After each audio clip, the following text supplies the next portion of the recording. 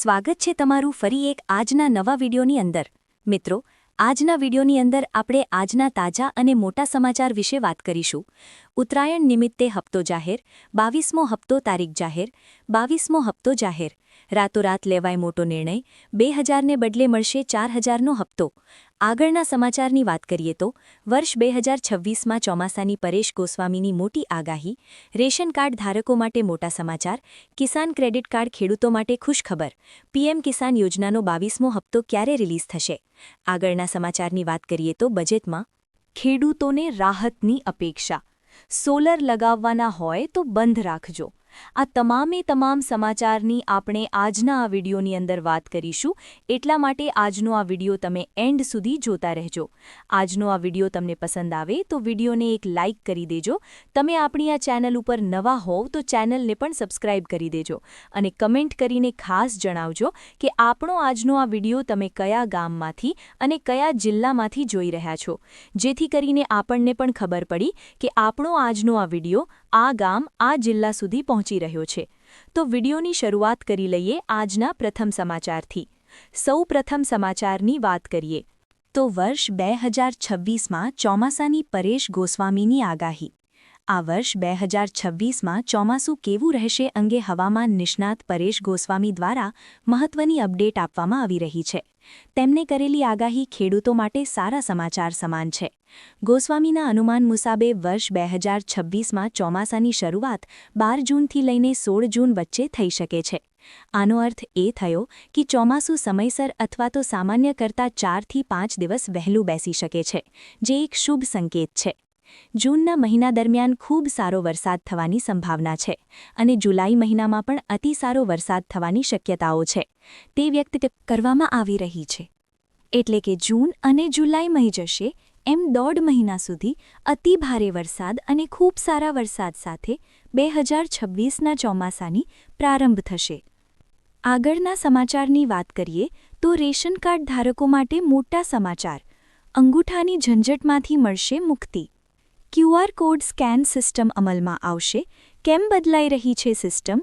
વારંવાર જશે server down થવાની સમસ્યા, મોટી ઉંમરના વ્યક્તિઓના ફિંગરપ્રિન્ટ ના આવવાની માથાકોટ, અનાજ લેવા માટે દુકાનદાર અને ગ્રાહક વચ્ચે થતી લબચછબ, હવે માત્ર ક્યુઆર કોડ સ્કેન કરવાથી જ અનાજનો જથ્થો મળી જશે।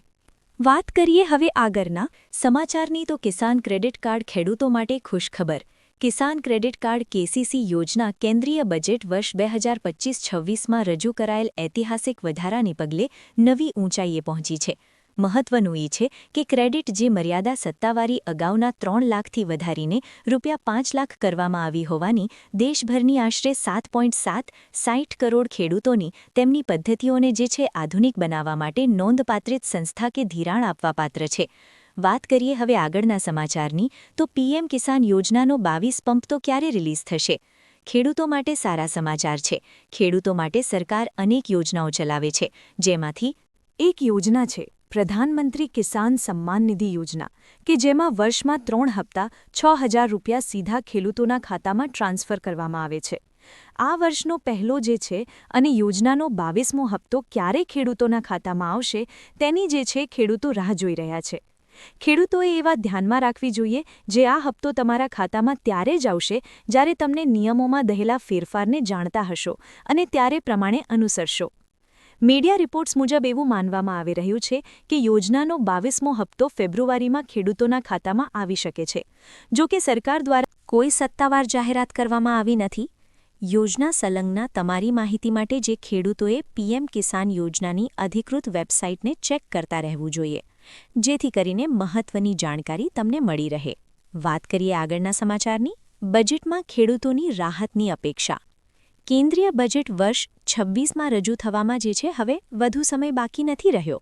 પરિણામે દેશની કૃષિ ક્ષેત્રનો એક મોટું જે છે વર્ગ આગામી બજેટ પર નજીકથી નજર રાખી રહ્યો છે। વધતા ખેતી ખર્ચ અને મોંઘવારીના દબાણ વચ્ચે ખેડૂત સરકાર પાસેથી રાહતની આશા રાખી રહી છે। રકમમાં વધારો થવાની અપેક્ષા જે છે આશા રાખવામાં આવી છે। સરકાર પ્રધાનમંત્રી કિસાન સન્માન નિધિ યોજના હેઠળ આપવામાં આવતી સહાયમાં વધારો કરશે। હાલમાં ખેડૂતોની આ યોજના હેઠળ વાર્ષિક 6000 મળે છે, જે છે સંજોગોમાં રકમથી અપૂરતી લાગે છે. તેથી એવી અપેક્ષા રાખવામાં આવી રહી છે કે સરકાર વર્ષ 2026ના બજેટમાં વધારીને 10,000 કરવાની જાહેરાત કરી શકે છે. વાત કરીએ આગળના અંતિમ સમાચારની, તો સોલર લગાવતા હોય તો બંધ રાખજો.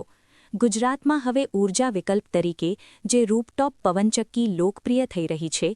સોલર પેનલ માત્ર દિવસ દરમિયાન જ વીજળી ઉત્પન્ન કરે છે, જ્યારે આ નાની પવનચક્કી રાતે પણ સતત પાવર જનરેટ કરી શકે છે.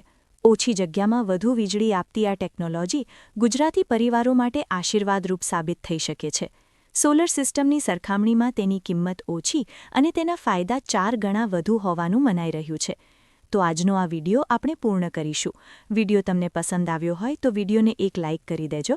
તમે આપણી ચેનલ ઉપર નવા હો તો ચેનલને પણ સબસ્ક્રાઇબ કરી દેજો અને કમેન્ટ કરીને ખાસ જણાવજો કે આજનો આ વિડિયો તમને કેવો લાગ્યો. મળીશું આગળના વિડિયોમાં. ત્યાં સુધી જય ભારત.